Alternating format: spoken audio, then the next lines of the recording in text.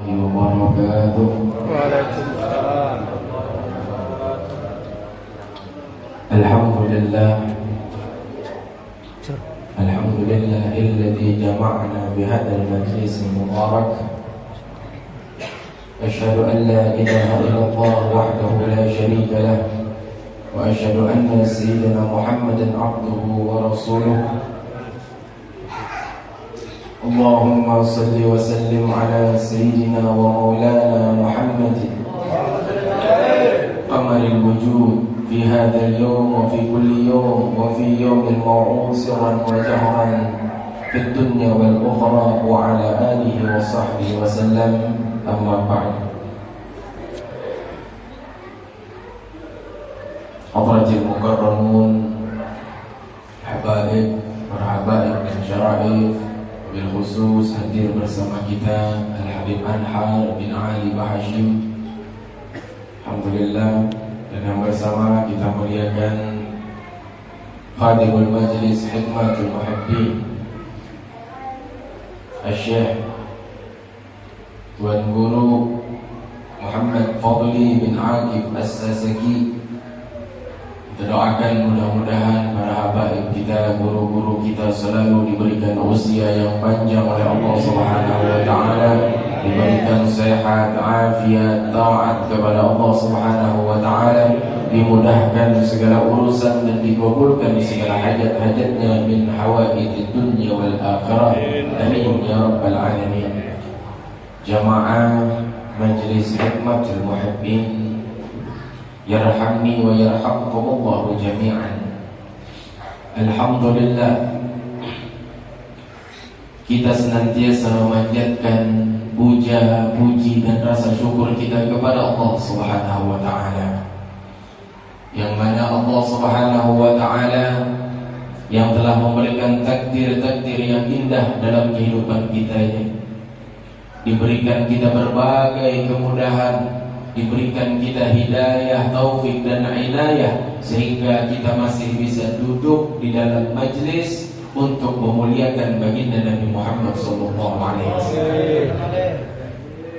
Syariatnya yang kita lakukan adalah memuji baginda Nabi Muhammad SAW. Namun hakikatnya dengan kita memuliakan Nabi SAW, itu pun menyebabkan Allah Subhanahu wa taala memberikan kemuliaan kepada kita. Karena Nabi Muhammad itu dimuliakan bagaimanapun, sebenarnya orang yang memuliakan ini tidak akan bisa menambah kemuliaan Nabi SAW, karena Allah sudah letakkan Nabi Muhammad di tempat yang paling mulia. Jadi apapun yang kita lakukan untuk memuliakan Nabi, itu hanya akan berimbas kembali kemuliaan itu dari Allah Subhanahu wa taala kepada orang-orang yang mencintai baginda Nabi Muhammad SAW. Jadi kayak apa aja bagusnya suara kita, kayak apa aja gancangnya pukulan hadrah, itu sesungguhnya tidak akan menambah kemuliaan Nabi Muhammad. Tapi ini yang kita perlukan. Dengan kita memuliakan Nabi Muhammad, dengan kita menunjukkan rasa cinta kita kepada Nabi Muhammad, maka Allah akan turunkan pandangan-pandangan rahmat kepada kita. Duduk di majelis ini bukan perkara mudah, bukan perkara enteng. Duduk di majelis itu kelihatannya gampang. Berangkat dari rumah, ya Allah, beramian duduk di majelis, batutung majelis ada makanan. Alhamdulillah. Jamnya sekarang lapar kan? Ada makannya, masya Allah, dapat ilmu, dapat barokah, dapat berkah, dapat rahmat. Gampang sebenarnya, tapi kelihatannya gampang, tapi sesungguhnya tidak segampang yang dipandang. Tidak segampang yang dipandang. Ujiannya banyak, ujiannya berat, dan terkadang banyak manusia yang tertipu. Dibawahi kawan kita ke hadir majelis, boleh rambutnya baik di rumah, sudah seharian ada hari-hari aja bagawinya malam minggu ada waktu di rumah, malam minggu bareng mengumpul keluarga. Kisahnya tak para sahabat, padahal pian tahulah, khawatir, jangan-jangan bukan karena kita nengkoler turun ke majelis ilmu, tapi kita takut, khawatir, bukan seorang, bukan bersangka buruk kepada Allah, tapi kita khawatir Jangan-jangan Allah yang tidak mau kita duduk di tempat yang mulia karena Allah tidak mau memuliakan hamba yang tidak memiliki kecintaan kepada Nabi Muhammad SAW. Ini kita duduk di tempat ini. Masya Allah, lisan kita berzikir, lisan kita bersolawat kepada Nabi Muhammad SAW. Ini semua anugerah rahmat yang besar dari Allah. Kita menyadari lisan yang kita pakai berzikir, lisan yang kita pakai bersolawat, fitnah kawan, ini juga lisan yang kita pakai namimah, mengadu domba orang lain. Tapi Allah masih berikan izin lisan yang penuh dengan dosa ini untuk mengucap salawat kepada baginda Nabi Muhammad SAW. Allahumma salli wa sallim wa barik alaihi wa ala alihi. Jadi kita yang bisa duduk hadir majlis, apalagi bisa istiqamah, setiap minggu sekali duduk hadir majlis. Masya Allah, syukur kepada Allah Subhanahu wa ta'ala, karena kita sedang menjalankan perintah dari baginda Nabi Muhammad SAW. Apa kata Nabi SAW? Kun ta'aliman, jadilah kalian seorang ulama, jadilah kalian orang yang berilmu. Kita diperintahkan Nabi untuk menjadi orang yang memiliki ilmu agama. Kenapa? Memiliki ilmu agama adalah sesuatu yang mutlak wajib dimiliki. Karena Nabi SAW pun memerintahkan kepada kita, utlubul ilma minal mahdi ilal lahdi, tuntut ilmu dari buaya sampai liang lahat. Dan Nabi mengatakan, talabul ilmi fariidatun ala kulli muslimin wal muslimin. Menuntut ilmu itu wajib hukumnya. Wajib bagi siapa? Bagi setiap laki-laki, muslim laki-laki dan perempuan. Semuanya wajib menuntut ilmu. Maka Nabi memerintahkan, kun ta'aliman, jadilah kau orang alim. Au muta'alliman, kalau tidak mampu menjadi ulama, tidak mampu menjadi orang yang alim, maka jadilah muta'alliman, orang yang menuntut ilmu. Bagaimana orang yang menuntut ilmu? Orang yang menuntut ilmu itu adalah orang yang mengkhususkan waktunya. Yang namanya menuntut ilmu itu ada kawas sambil-sambil. Karena disebut menuntut ilmu apabila sambil, misalnya gawian menyupir, mendengarkan YouTube sambil, ini kan kawal lain. Ini lain menuntut ilmu. Karena dengaran menuntut ilmu itu adalah duduk bersama seorang guru, menempuh perjalanannya, merasakan pahit getirnya dalam menuntut ilmu tersebut. Itu dengaran menuntut ilmu. Makanya kita duduk hadir di majelis ini termasuk daripada menuntut ilmu, karena kan open sambil dan lain-lain ya. Nah, ini termasuk daripada menuntut ilmu. Syarat orang ta'lim muta'allim, syarat orang belajar mengajar, satu, wajib ada gurunya, wajib loh. Yang kedua, ada muridnya, karena konteksnya belajar mengajar. Yang ketiga, ada ilmu yang diajarkan. Hendaknya ilmu yang diajarkan ini tidak keluar daripada syariat baginda Nabi Muhammad SAW. Tidak keluar daripada nas Al-Quran, hadis, ijma', qiyas. Nah, maka apabila ini terpenuhi, maka jadilah majelis itu ta'lim muta'allim. Berarti di dalam majelis itu ada orang alimnya, ada penuntut ilmunya. Kadang awak bebai hauran banar, hauran banar, kauyuhan banar, padahal majelis para kajian hingga rumah halam 2 buah. Misalnya deh, kadang awak juga turun, jadi muta'alliman tadi kadang awak juga. Maka kata Nabi, au mustami'an, setidaknya engkau menjadi orang yang suka mendengar. Ada majelis di rumah, alhamdulillah, ada perlu lagi jauh-jauh turun, walaupun kadang kawat turun duduk di majelisnya, mendengar mulai rumah barang. Nah, katanya paling kada toh mustami'an, menjadi orang yang suka mendengarkan. Apa yang didengarkan? Kalam-kalam hikmah, kalam-kalam tentang ilmu yang tadinya kita kada tahu menjadi tahu dan lain sebagainya. Kada kawa jua mustami'an. Maka Nabi SAW mengisyaratkan au muhibban, setidak-tidaknya jadilah engkau orang yang cinta. Cinta kepada apa? Cinta kepada ilmu dan para ulama. Cinta kepada ilmu dan para ulama. Anak rojo pada dengar, sudahlah. Suaranya karena tapi jelas ya. Guru menghidupi speaker di luar unit banar, jadi kita kamu mendengarkan. Tapi sekadang-kadangnya aku bersyukur alhamdulillah, artinya di para rumahku ada wadah orang tuntut menuntut ilmu, ada majelis taklim. Bersyukur kepada Allah dan cinta terhadap keberadaan majelis taklim dan kegiatan yang ada di dalamnya. Dan kata Nabi SAW, jangan kalian jadi golongan yang kelima. Apa golongan yang kelima? Orang alim lain, menuntut ilmu ada ketujuh, pada dengar pada suka, lawan ulama lawan ilmu, lawan ada ketujuh juga. Ada mencintai, benci lawan ulama, benci lawan ilmu. Nah maka apabila jadi ini na'udzubillah wa ya'udzubillah min dzalik, maka orang ini dikhawatirkan hatinya mati dan kelak di akhirat terputus dari rahmatnya Allah Subhanahu wa ta'ala. Nah ini alhamdulillah dulu.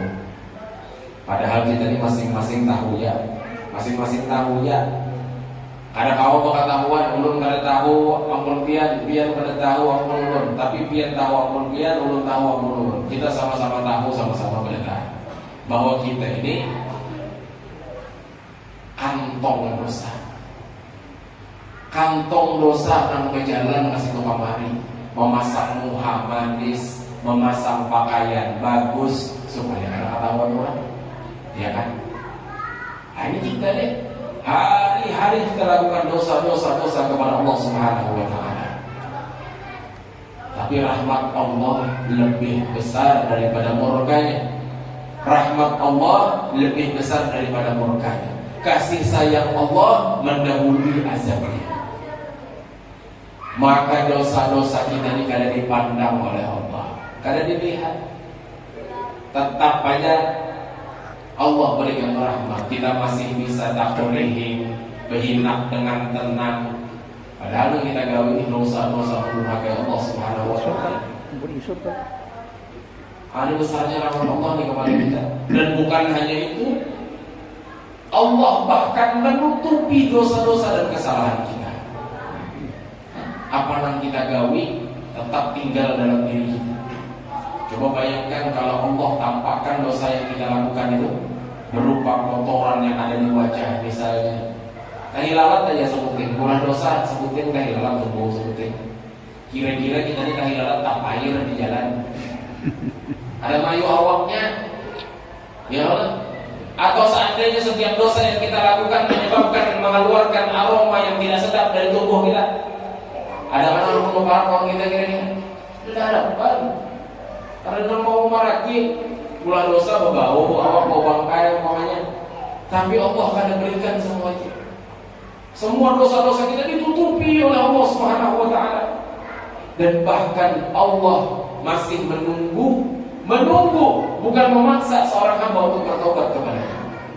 Ditunggu kapan mau datang. Ayo, aku sudah siap ampuni dosa, aku datang. Ketika si hamba tidak datang, Allah terus menunggu. Maka jadilah kita terhadap dosa-dosa kita ini sebagaimana orang-orang yang beriman kepada Allah. Jangan menjadi sebagaimana orang-orang munafik. Perbedaan orang beriman dan orang munafik dalam perkara dosa. Orang beriman, perasaan di dalam hatinya, dia memandang dosa itu seperti sebuah batu besar yang ada di atas gunung, yang tepat berada di atas kepalanya, yang sewaktu-waktu kapan saja batu ini bisa jatuh menimpa ke atas kepalanya.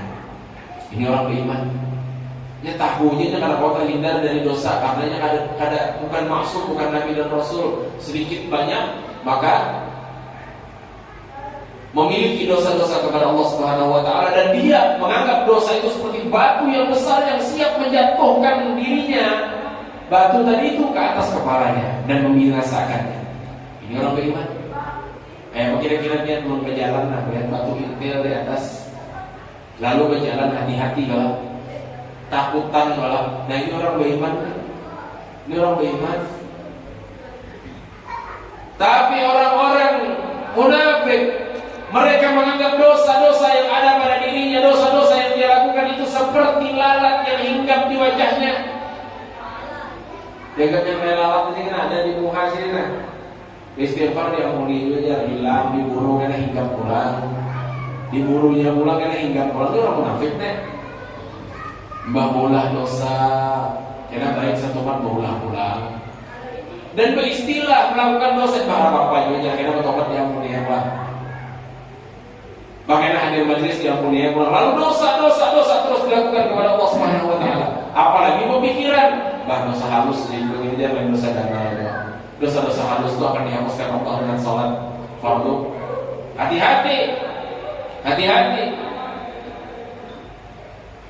Berpikir atau meringankan dosa, menganggap ringan sebuah dosa dan kesalahan, itu adalah dosa besar.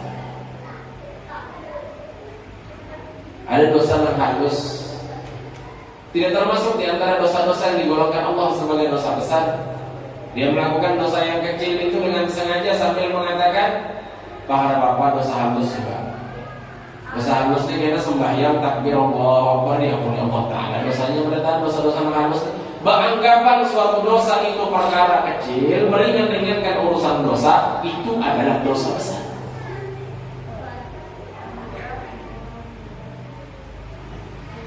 Ada hal-hal yang kadang-kadang kita hindari di dunia ini ada.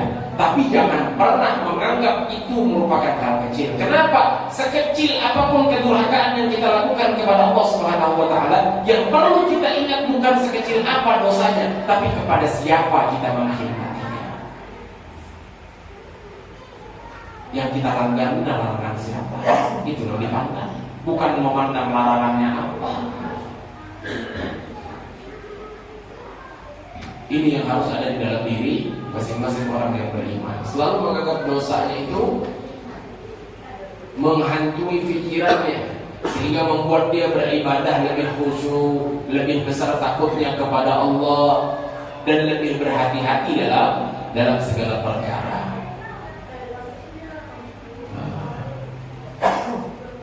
Alhamdulillah di luar sana orang malam hari raya ya Allah, kita di sini rumah majelis. Masya Allah.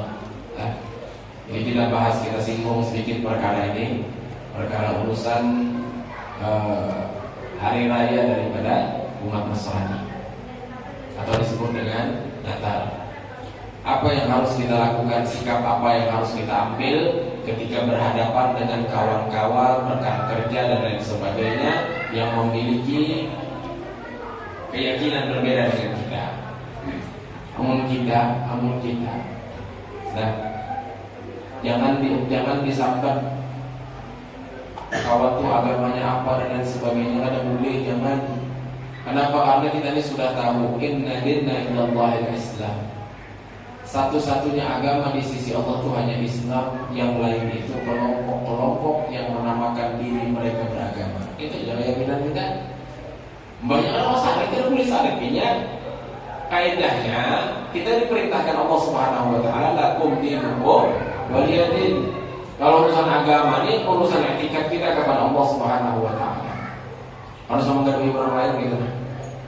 Cuma jangan kita mengakui agama orang. Dengan mengakui agama orang aja, setiap agama itu memiliki ajaran dan memiliki sesembahan. Maknanya apa? Kalau kita mengakui ada agama lain selain Islam yang benar, maka kita sama dengan mengakui ada Tuhan lain selain Allah. Hati-hati ini kalau dihalus-halusin lah. Kalau kita mengakui ada agama A, B, C, D, E, maka kita mengakui juga berarti tiap agama punya ajaran, tiap agama punya sesembahan. Berarti A, B, C, D, E tadi itu masing-masing memiliki Tuhan. Ada boleh? Ini harus ada di dalam hati setiap mukmin, bertauhid kepada Allah. Yakin, karena Islam itu bukan agama yang paling benar. Jangan pernah beranggapan Islam adalah agama yang paling benar. Kalau kita beranggapan Islam adalah agama yang paling benar, berarti agama yang lain benar juga. Tapi anggapan dan keyakinan kita, inna dinna indallahil Islam, satu-satunya agama yang sampai kepada Allah Subhanahu wa taala, yang diterima oleh Allah Subhanahu wa taala hanya Islam. Yang lain kita harus pikirkan kesalahan itu. Lalu kayak apa kita dengan mengucapkan selamat kepada mereka? Nah ini klasik nih, berapa tahun belakangan ini rame. Yolah, berapa tahun belakangan ini rame. Ulun ingat tentang apa yang disampaikan oleh Sultan Ulama Al-Habib Salim bin Abdullah Syatini. Beliau pernah ditanya tentang hal ini. Waktu itu beliau ada di Jakarta. Belum ingat tahun berapa. Kalau tidak salah di Masjid Sunda Kelapa. Kalau tidak salah. Ditanya tentang masalah ini kayak apa, kita tetap mengucapkan selamat Natal dan lain sebagainya. Maka ujian sidin dalam hal ini ulama berbeda pendapat. Terlepas daripada perbedaan pendapat ulama itu, maka kita ini harus bisa menimbang dan melihat, mengukur keadaan diri kita, posisi kita di mana. Karena manusia terbagi menjadi 3 dalam urusan mengucapkan selamat.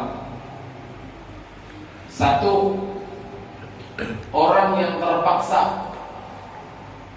Orang yang terpaksa. Siapa orang yang terpaksa? Misalnya pian pegawai bos pian kebetulan Cina. Misalnya deh, ya Allah, merayakan Natal, apabila pian kada mengucapkan dianggap kada menghormati, jangan-jangan pian diampihinya pegawai dan lain sebagainya, maka ini posisi pian berada dalam keadaan terpaksa. Kalau dalam kayak ini pian mengucapkan, ya namanya juga terpaksa. Di dalam Islam, terpaksa itu bisa menggugurkan berbagai hal, banyak hal.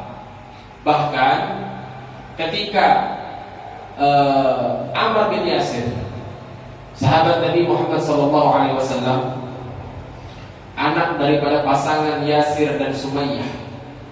Sumayyah ini wanita pertama yang syahid dalam Islam, yang menjadi syuhada, dibunuh oleh orang kafir karena mempertahankan keimanannya. Yasir ayahnya Ammar pun syahid, dibunuh oleh orang-orang kafir. Ketika giliran Ammar, dia sudah tidak kuat lagi menahan siksaan yang dilakukan orang-orang kafir. Maka keluar dari lisannya kalimat-kalimat murtad yang mengakui berhala-berhala yang ada di Ka'bah sebagai Tuhan. Jadi bahasanya murtadnya nih, ayo kau ikam pada meninggalkan ajaran Muhammad, kami bunuh juga yang abahikam kewamaikan. Lalu akhirnya terucaplah kalimat-kalimat yang melambangkan, menunjukkan kekafiran. Maka Ammar bin Yasir tidak berani menunjukkan wajahnya di hadapan Nabi Muhammad SAW. Menunduk Ammar bin Yasir, aku tidak layak memandang wajahmu ya Rasulullah, bahkan aku tidak layak berada di dekatmu ya Rasulullah. Aku adalah orang yang hina, aku adalah orang yang kotor, aku telah kembali pada kekafiran. Maka kata Nabi SAW, apa yang dilakukan oleh Ammar bin Yasir bukanlah kekafiran. Kenapa? Dia dipaksa. Seseorang yang dipaksa untuk melakukan sesuatu, diampihi pegawai, atau dihukum, atau dipenjara, atau anak bininya harta bendanya diganggu apabila ada melakukan, maka melakukan hal tersebut dimaafkan. Bukan dibolehkan, tetap tidak boleh. Tapi jika melakukannya, dimaafkan. Dimaafkan. Bukan berarti dipaksa itu merubah suatu hukum yang tadinya haram menjadi halal. Kada. Tapi dimaafkan. Misalnya dia disuruh orang makan babi, ternyata daging babi, disuruh orang makan, bila kada makan kongki kepala ikannya.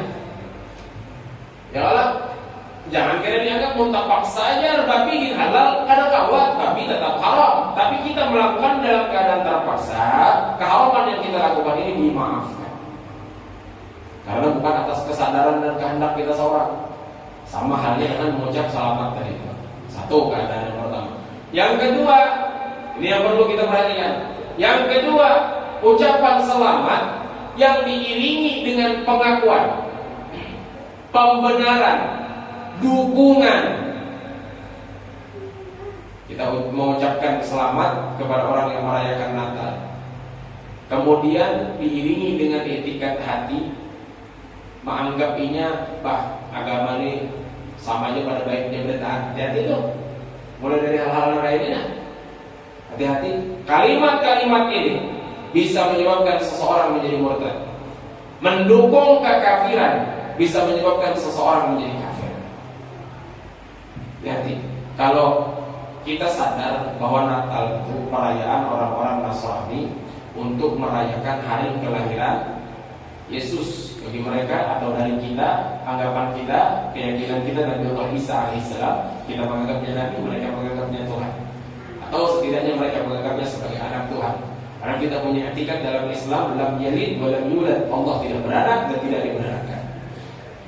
Apabila kita mengucapkan selamat dengan keyakinan dan kesadaran, kita tahu bahwa mereka merayakan hari kelahiran Tuhan mereka. Lalu kita ucapkan selamat. Jadi kayak ini nah, biar tuh isi kawan tahu biar bini kawan pendek, bininya betianan berapa waktu kemudian lahir anaknya. Lalu dia mengucapkan selamatlah atas kelahiran anak Ikam, selamatlah Ikam jadi abah. Berarti ucapan selamat ini diiringi dengan pengakuan bahwa itu bininya, anak itu anaknya. Kan gitu? Mengakui kalau kita berarti.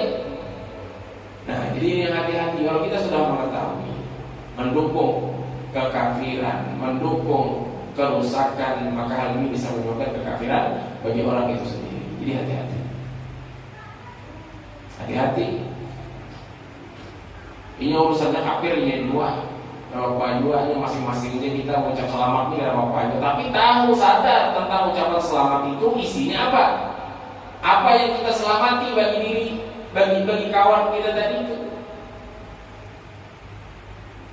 Hati-hati.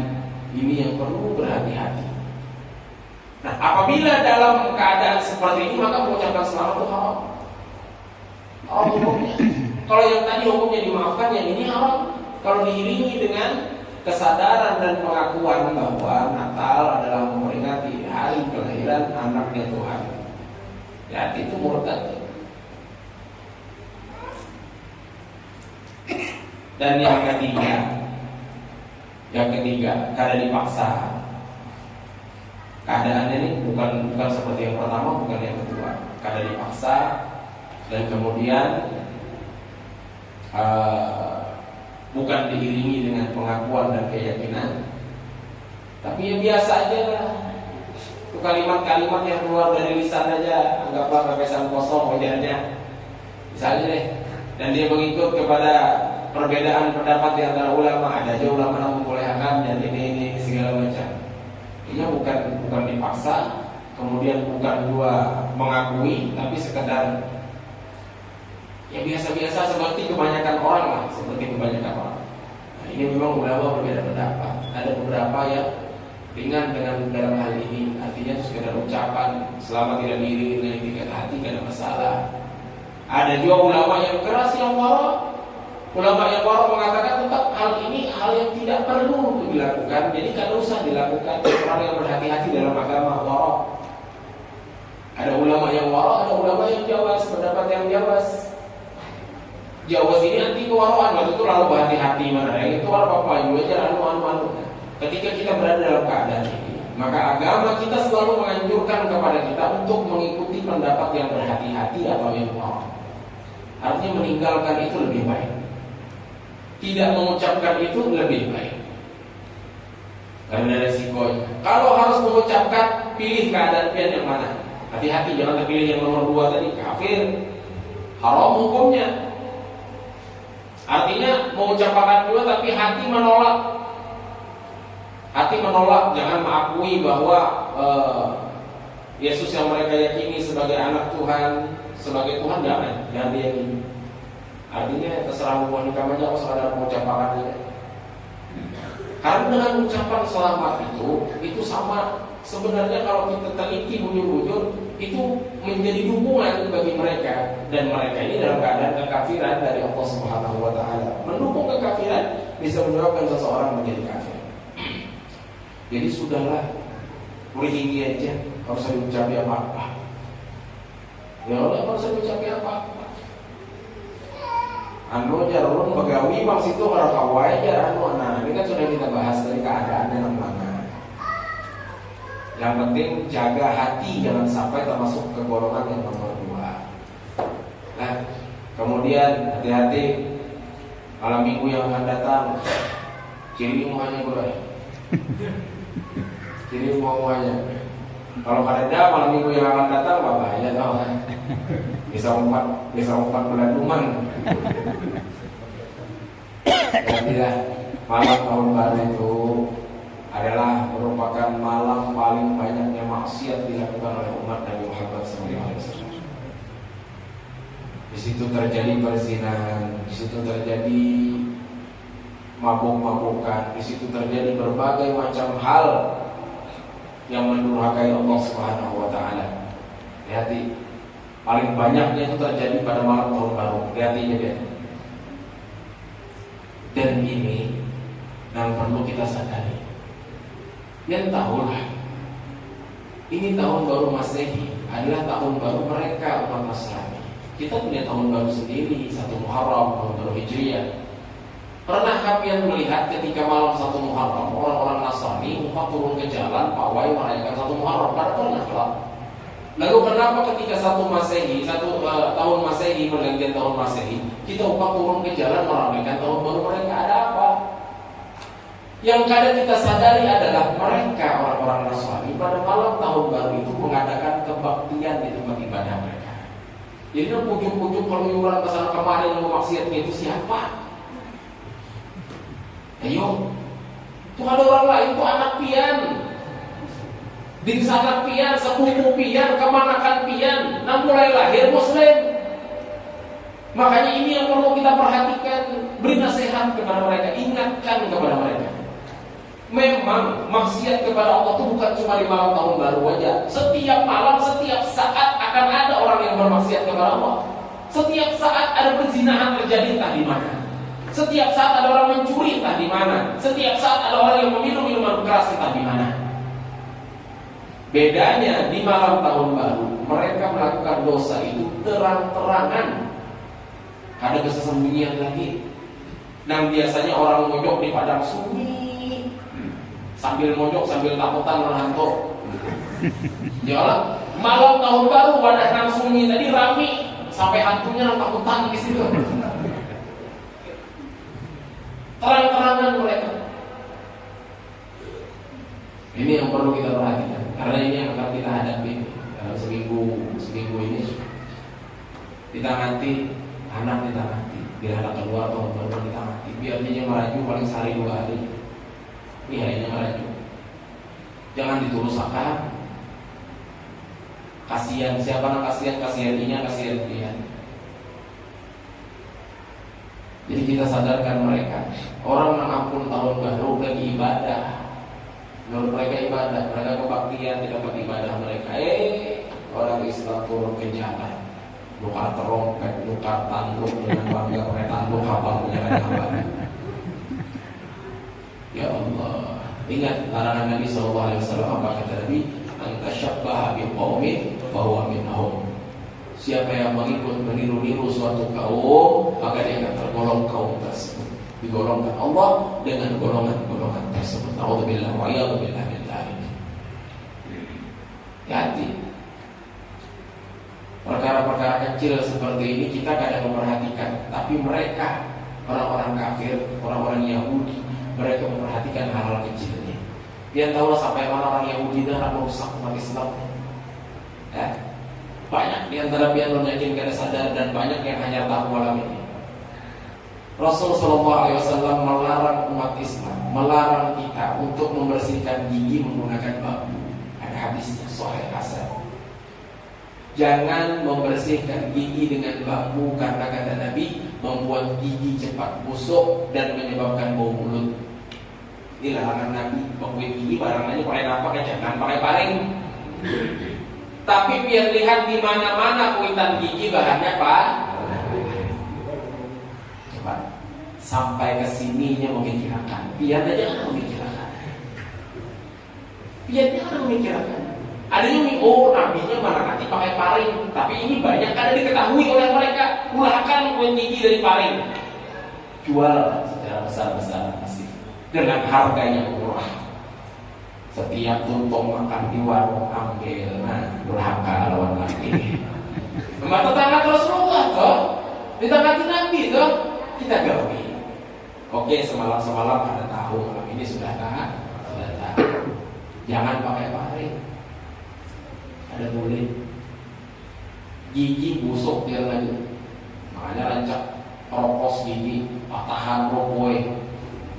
Ya Allah, rancak. Padahal Nabi menyuruh pakai siwak. Nabi suruh Nabi kan tak kawin. Karena apa? Siwak tak larang harganya. Sebilah aja 10.000, kok kue tinggi banyak mana pilihannya 2.000 aja sekotak. Insya Allah. Nah itu. Ini salah satu contoh. Dan kita harus sadar, mereka bukan pada sengaja melakukan itu. Mereka melakukan itu dengan sengaja. Dengan sengaja. Tidak ada hal yang mereka lakukan itu pada sengaja ada. Semua mereka lakukan dengan sengaja, dengan alasan yang jelas. Mereka ingin menjauhkan umat Islam dari ajaran Nabi Muhammad SAW. Sekecil apapun sunnah, sekecil apapun larangan Nabi, kalau kita langgar, itu memberikan konsekuensi yang besar bagi hati kita. Bagi hati kita. Orang kalau sudah terbiasa meringankan perkara-perkara sunnah, tinggal menunggu waktu dia akan ringankan perkara-perkara wajib. Pasti. Kalau seseorang suka melakukan sesuatu yang makruh, tunggu waktunya. Lama kelamaan, lambat laun dia akan ringan melakukan sesuatu yang haram. Ini yang diketahui oleh orang-orang Yahudi yang kita banyak ada paham, ada sadar. Lalu kita sunnah aja tinggal. Ini makruh Bapak, makruh yang ada berdosa juga digawe. Padahal kalau meninggalkan yang makruh berpahala, walaupun mengerjakannya tidak berdosa. Itu juga yang sunnah, kalau kita kerjakan berpahala, walaupun ditinggalkan tidak berdosa. Pelan-pelan meringankan sunnah, akhirnya yang wajib pun jadi ringan. Jadi dan kita harus berhati-hati. Anak bini kita dijaga. Wa anfusakum wa ahlikum nar wa quduhan nas wal hijarah. Jaga dirimu dan keluargamu dari api neraka, yang bahan bakar api neraka itu adalah manusia dan batu. Jadilah insan yang beriman kepada Allah Subhanahu wa taala. Bukan hanya beriman, tanamkanlah rasa takut kepada Allah Subhanahu wa taala. Bukan hanya iman dan takut, tapi besarkanlah cinta kepada Nabi Muhammad SAW, supaya keimanan kita, ketakwaan kita jika ditambah dengan mahabbah kepada Nabi Muhammad SAW akan menjadikan kita sebagai muslim sejati yang betul-betul mengerjakan apa yang telah diperintahkan Allah Subhanahu wa taala. Jangan tanggung-tanggung. Jadi jangan takut ketika kita menyuarakan kebenaran, kita melakukan kebenaran, jangan takut. Jadi dalam perkara ini tadi ulun jelaskan tentang mengucapkan selamat dan lain sebagainya, dan ini berlaku kepada hampir segala sesuatu hal yang berkaitan dengan hal ini. Lihat keadaannya, lihat posisinya di mana, terpaksakah? Tidak. Ada pengakuankah? Tidak. Atau kalau kita memilih mengikuti ulama, hati-hati juga memilih ulama yang diumpati. Ada ulama yang membolehkan, ada ulama yang melarang. Aku umpat yang membolehkan, lihati dulu. Kalau kali umpati kata, jangan berbarang umpat ulama. Kisahnya ulama ini banyak macamnya. Ada ulama yang mengurusi urusan duit aja ada ulama yang mengurusi urusan politik aja ada ulama yang bujur-bujur ulama ada ulama yang pura-pura banyak, ada ulama yang niatnya hendak merusak akidah banyak. Jadi hati-hati, dilihat-lihat ulamanya kayak apa. Konteks ketika dia berfatwa atas sesuatu hal, lihati latar belakang fatwanya itu apa. Ada kepentingankah di situ? Kayak apa? Itu nah. Apabila sidin sudah menyampaikan macam ini yang sesuai dengan nas, yang sesuai dengan dalil, dikembalikan sidin masalah hubungan nikah, mana pakai apa menggawinya, yang penting 6 hak sudah aku sampaikan. Kita jadi begini kita. Nah, bujur sudah aku sampaikan, berarti bertentangan dengan apa yang aku sampaikan ini, berarti salah ujar sidin misalnya. Kemudian tetap anak menggawi, itu resiko yang salah. Kan gitu. Karena urusan agama ini ada ngomong kepaksaan. Walaupun perkara wajib ngalih, walaupun boleh memaksa, perkara wajib boleh memaksa sebenarnya. Sebagaimana dilakukan oleh Nabi SAW ketika ada satu kaum yang menolak untuk membayar zakat. Mereka menolak tadi bukan perorangan karena mau bayar zakat kada. Kalau perorangan karena mau bayar zakat itu dosanya ini seorang menanggung. Ada ini kada, sekampungan bersepakat menolak zakat. Padahal zakat perintah Allah. Menolak perintah Allah berarti genderang perang dengan agama. Menolak apa yang telah diperintahkan Allah. Maka Nabi mempersiapkan pasukan untuk memerangi kaum tersebut. Walaupun halnya tidak terjadi peperangan ini karena berita itu disampaikan oleh orang fasik. Orang fasik datang kepada Nabi mengatakan, ya Rasulullah, orang di kampung sana itu berdatang karena maunya berzakat. Karena maunya berzakat, gini. Lalu anak tulang Nabi ini anak menyerang. Sekalinya, untung tamu utusan ulang bahwasanya kok pada bujur yang disampaikannya itu di sana orang yang memulangkan zakat. Nah, jadi urusan perkara ini mobilnya menolak dengan pribadinya seorang itu urusannya. Urusan salat, urusan zakat, urusan haji. Kalau dia kadang menggawi itu urusan dia. Siapa yang mau memaksa? Allah perintahkan, ancamannya jelas. Satu waktu meninggalkan salat 500 tahun dalam neraka. Man taraka sholatan muta'ammidan faqad kafara zihara. Siapa yang meninggalkan salat dengan sengaja maka dia menjadi kafir yang nyata. Jelas ancamannya. Tapi ketika seseorang menolak untuk mengerjakan kewajiban ini, maka tidak ada yang bisa memaksanya. Urusannya enak di hadapan Allah Subhanahu wa ta'ala. Kalau mau dipaksa-paksa, kan gitu. Nah, jadi jangan kita beralasan mau pakai ulama fulan, tapi mengerjakan sesuatu yang bertentangan dari sifat-sifat kewaraan atau kehati-hatian dalam beragama. Utamakan berhati-hati. Sedangkan yang wajib banyak kadang-kadang masih ada yang paling meringankan, tapi kalau urusan perkara kayak ini ada yang berdiri paling lupa, mengarasi orang, ya Allah, ketujuh melakukan perdebatan. Alasannya mendukung fatwa ulama A, B, C. Padahal ulamanya aja ada segitunya mengarasi orang. Ya Allah, ujar guru ujar syekh boleh. Aku kalau tahu lagi urusan orang lain aku vaksin saja. Nah sebuting itu vaksin, yang lain ada orang perjuangan. Insyaallah. Nah, jadi kita harus berhati-hati dalam perkara ini. Utamanya lagi dari itu perkara malam tahun baru.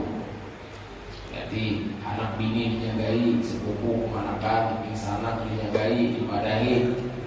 Sebisa kita, semampu kita melakukan itu semampu kita. Sudah kita tamati, sudah kita padahinya, masih tetap keluar, maka Allah mengetahui hal keadaannya. Artinya gugurlah kewajiban kita sudah menasihati. Berbedalah dengan tanggungan lah. Kalau tanggungan bujur-bujur nih dikarasi, memang harus dikarasi. Anak kami misalnya di sanak kami. Namun maksudnya kalau kena sepupu atau apa itu ada tanggungan kita tuh. Ada abahnya, ada sanaknya, menanggung. Nah, insyaallah malam ini sebenarnya ulun ini bingung juga. Kenapa jadi bingung? Ujar abah waktu acara di Lontar, kami malam minggu yang akan datang itu Syababul Mustafa di Desa Bakambil. Itu yang isi. Insyaallah. Kemudian semalam Ustaz Fadli WA, ujar abah suruh menghubungi Pian mau datang, insyaallah. Jadi kawan-kawan yang sangat dibawahi, apalagi yang para lawan bangunan ini, para lawan tempat ini rugi kalau sampai ada kawan menghadiri minimal sebulan sekali barang. Ada kawan tiap minggu, setengah bulan sekali. Ada kawan 3 minggu sekali. Ada kawan juga sebulan sekali barang hadir. Ya malah rugi banget. Majelis nang jauh-jauh didatangi, nang parak kada mungkin. Jadi pian perlu perhatikan. Kalau pian hadir di suatu majelis, lalu guru pian ini kada ketujuh melihat pian hadir di majelis nang lain, berarti ada masalah lawan guru pian. Jadi kalau kami jamaah itu hadir di majelis, datang orang baru membuka majelis, lalu jamaah ini pulang ke majelisnya tuan guru yang hajar tadi, ataupun yang lawas kan tuan gurunya terserah aja, maka kami bersyukur, alhamdulillah, mengurangi beban sedikit. Ya, Karena nanti dididik dan duduk-duduk belajar ini jadi tanggung jawab sampai ke akhirat. Apabila tulangnya ke sana, kalau berdua harus bertanggung jawab. Ada bapak. Nah, itu biar hati-hati. Karena kadang ini ada dulu banyak jamaah-jamaah yang hadir di majelis subuh tiba-tiba hilang. Berapa waktu kemudian ketahuan, kenapa ada bisa terlihat lagi di majelis? Ada apa? Ada salah apa nih? Ada masalah apakah? Ada aja. Anu ya, taparak kau ada. Tentang kapiat-kapiat itu berarti menjakin dulu kali hafal semua sekarang. Menurut kan hafal. Hafal dulu paling Imron, Slipo. Ini sedikit lu ingat kadang kalau ada apa sama Pak Isor, Pak Dani, apa lagi? Ada lagi itu aja. Ayo di sini Pak Ilman. Ada apa lagi? Kalau ada kali apa? Jadi Habib Usman ini hafal semua jamaahnya yang mana-mana. Kalau ada salah satu jamaahnya kada hadir seminggu, 2 minggu, kada menunggu 3 minggu didatangi sendiri ke rumah. Ulun bicara Habib Usman. Ulun waktu ulun sudah berakal, sini itu sudah Tuhan ada dahulu, sudah ada. Dan artinya sini itu berjalannya bertongkatnya. Lagi sini kau berjalan tuh namun tahu melihat sini berjalan bertongkat sini sudah. Iya tuh sini datangi ke rumah jamaah sini nggak ada hadir datangi sini. Ditakoni di sini. Anu di sini 2 minggu kan terlihatnya di majelis. Kenapa? Ada salah kamu di sini? Ya. Kalimat tamunan sini nah. Ada salah kamu di sini. Ayo ya, cari pimpinan majelis nggak ini. Kalau izin aku ada salah, minta maaf. Turun dari majelis itu nah. Insyaallah. Ini akhlak daripada Ahlul Bait Baginda Nabi sallallahu alaihi wasallam. Bila tadi sini ke rumah. Insyaallah. Sanggup ulun aja sanggup amalan gitu. Ulun aja sama amalan gitu bae. Kayak apa? Hari-hari kalau orang kayak gue ya. Mbak kena dengan ditimpa pol timbul tinggal di majelis itu. Kemudian insyaallah di sini apabila ada halangan secepatnya hendak pada sini ke sini. Hendak pada sini ke sini. Yang salah hilaf dalam menyampaikan ulun mohon dimaafkan, mohon dimaklumi, minta ridho, minta halal dunia akhirat khususnya kepada Habib Anhar. Belum minta ampun, minta maaf, minta ridho. Ada Allah wa iyyakum ajma'in. Assalamualaikum warahmatullahi wabarakatuh. Salam. Dan sedikit kawan sebulan sekali di tempat ini sesuai rencana kemarin. Setelah bangunan ini bisa ditempati, kita meminta kehadiran Ayahanda sebulan sekali, Habib Hamid sebulan sekali, Habib Ridwan sebulan sekali, pergantian. Jadi dalam 1 bulan mungkin bertiga terjadi ada dalam 6 bulan ini, ada bulan kena, ada bulan yang akan datang. Tapi jangan sini aja nang datang berpintar-pintar berkumpulan. Allahumma sholli ala Muhammad.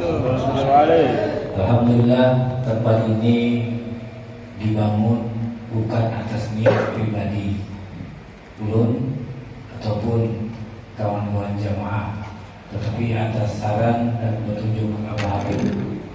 Ujasin ini lain majlis aku ujasin ini majlisnya Datuk. Majlisnya Datukku ujasin. Waktu Sidin datang ini pondasinya setengah kalau waktu itu.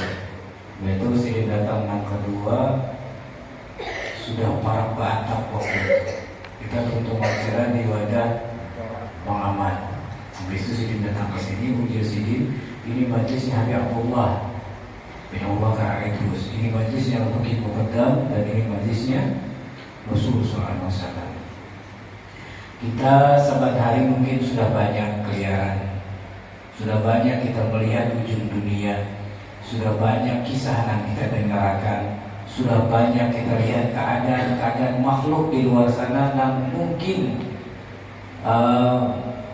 menjadi sesuatu kenangan bagi kita. Tetapi kita jarang mendengar kalam-kalam yang membersihkan hati kita. Kita jarang mendengar nasihat-nasihat yang membuat kita ingat dengan Allah Subhanahu wa taala. Kita jarang mendengar nasihat-nasihat bagaimana cara menumbuhkan rasa cinta kita kepada Nabi Muhammad. Ujar Allah taala dalam diskusinya, "Lalaka ya Muhammad wa khalaqtul aflaq." Namun kada karena engkau wahai kekasihku Muhammad, maka aku kada ulahkan dunia dan isinya.